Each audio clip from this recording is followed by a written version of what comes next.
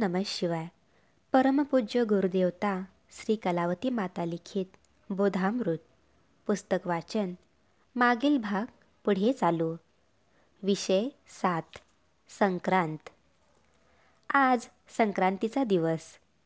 चहूकडे तिळगुळ घ्या आणि गोड गोड बोला असे म्हणून आबालवृद्ध एकमेकांना तिळगुळ देत आहेत. पण आश्चर्य हे की तोंडातील तिळगुळ संपतो न संपतो तोच कित्येकांच्या वाणीतून कटू शब्द बाहेर पडत असलेले आढळतात. असे का व्हावे? आपल्या आयुष्यात कितीतरी संक्रांती येऊन गेल्या. पद्धतीप्रमाणे तिळगुळ घ्या, गोडगोड बोला असे सांगून परस्परांमध्ये तिळगुळ देण्याचा व्यवहार आपण चालवीत आलो आहोत. तरी पण बोलण्यात गोडी निर्माण का होऊ नये? आडात नाही तर पोहऱ्यात येणार कुठून? या म्हणीप्रमाणे अंतर शुद्ध नाही तेव्हा वाणीतून गोड शब्द बाहेर पडतील तरी कसे? याचकरिता आमच्या वाडवडिलांनी वर्षातून एक दिवस तरी प्रत्येक मानवाने तिळगुळाच्या द्वारे बोध घेऊन परस्परांमध्ये प्रेमाची वाढ करावी आणि आपल्यामधील वैरभाव नाहीसा करून आपल्या सुखाची वाट मोकळी करावी म्हणून संक्रांतीचा दिवस निवडला. आणि संक्रांतीच्या दिवशी तिळगुळापासून बोध घेऊन रथसप्तमीपर्यंत एक सप्तक त्या बोधाचे मनन करायला अवधी दिली. वाडवडिलांचा हा उद्देश सफल करण्याकरिता पुढे हळदी कुंकवाच्या निमित्त घरोघरी तिळगुळाचा समारंभ करू लागले. काही वर्षांनंतर तिळगुळाच्या समारंभात हळद कुंकू लुटण्याचा परिपाठ सुरू झाला. अलीकडे कोणी काचेच्या बांगड्या, कचकड्याच्या बांगड्या किंवा कचकड्याच्या डब्या, काचेचे ग्लास इत्यादी देतात. हेही एका अर्थी प्रगतीचेच लक्षण समजण्यास हरकत नाही.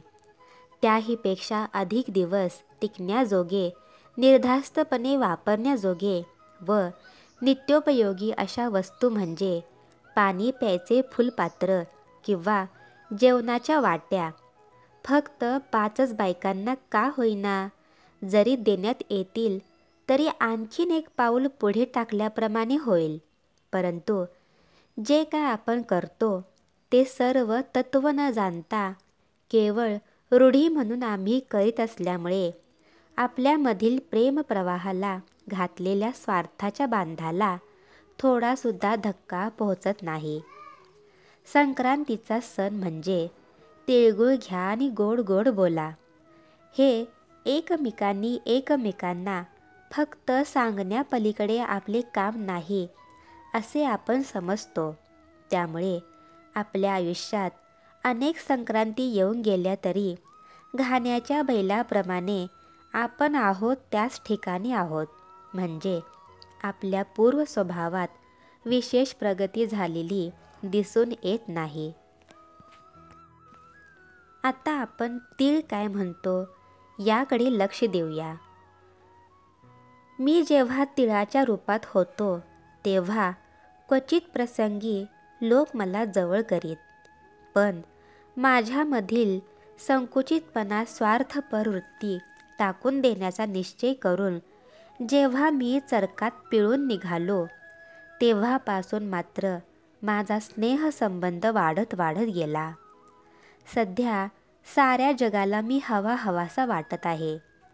तुम्ही फक्त स्वतःसाठी आणि आपले मानलेल्या माणसांसाठी काया वाचा मन झिजविण्यास सदा तत्पर असता. त्यामुळे तुमचा स्नेहसंबंध आप्तइष्टांपुरताच राहतो. अर्थात त्याची तेथेच वाढ खुंटते. त्यामुळे इतरांविषयी परकेपणा वाटतो. त्यांच्याबद्दलच्या विचाराने वैरभाव धुडगूस घालतो. त्यामुळे सहजच त्यांच्याकडे तिरस्काराने पाहणे होते. त्यायोगे होते काय तर आपले समाधान हरवते आणि असमाधान पदरी पडते. ज्याने आपणास मृत्यूलोकात पाठविले, मातेच्या उदरात 9 महिने रक्षण करून उपजैता क्षणी पिण्यासाठी मातेच्या स्तनी दुधाची तजवीज केली.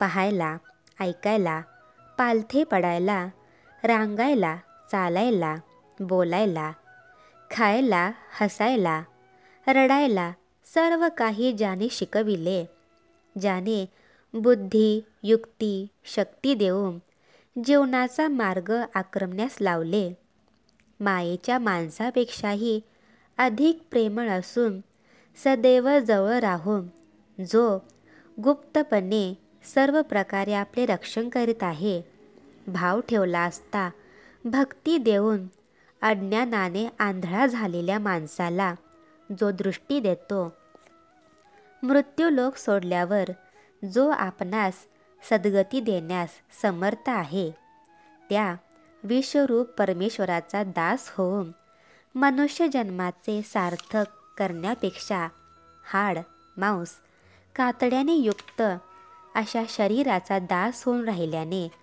जगात तुझी कीर्ती होणार नाही. खरोखर आपणास जर सुखात जीवन कंठावयाचे असेल तर शरीराची नश्वरता जाणून सदाचा जो आपला आहे त्या श्रीहरीचे सतत चिंतन करावे, तरच माझ्याप्रमाणे तुम्ही पण जगाचे आवडते व्हाल. आता गुळाकडे वळूया. मी पूर्वी उसाच्या रूपात होतो तेव्हा माझ्या ठिकाणी पुष्कळसा टाकाऊ भाग असावयाचा, पण पुढे माझ्यावर नाना आपत्ती कोसळल्या. त्याबद्दल खेद मानण्यापेक्षा मी त्यांचे प्रेमाने स्वागत करू लागलो. त्यामुळे सध्या मला हे रूप प्राप्त झाले. आता मी सर्वांगाने गोड झालो आहे. त्यामुळे साऱ्या जगाला मी आवडतो आहे.